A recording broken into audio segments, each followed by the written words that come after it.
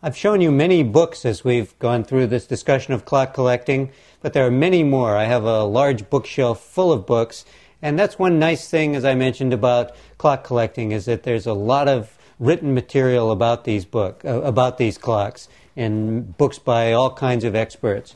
This is a real classic now. It's Chris Bailey's book. He's the curator of the Clock Museum down in Bristol, Connecticut.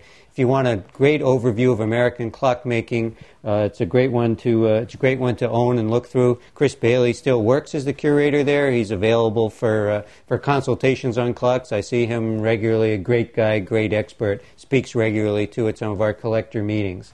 I've been telling you a lot about Tran-Du Lee books, these catalog reproductions.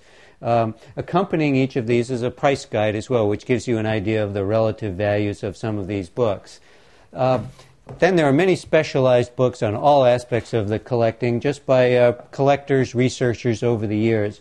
One particularly important one is a book by Charlie Parsons about New Hampshire clock collecting. He was a major collector, major expert on those kinds of clocks some decades ago. His book is long out of print, but if you can get one, you should.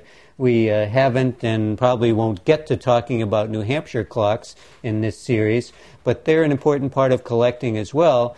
Early on, there were many New Hampshire clockmakers that made long case clocks, some banjo clocks. New Hampshire mirror clocks are another style. So if you want to know more about those, if you're interested in collecting New Hampshire clocks, certainly Charlie Parsons' book would be an important book for you to own, as well as many others as you can afford, because there's nothing more satisfying than when you've just gotten a new clock or you're looking at one you may want to buy. If you can walk over to your bookshelf, pull a book out, and see that clock and see information about it, you're going to become a much better collector.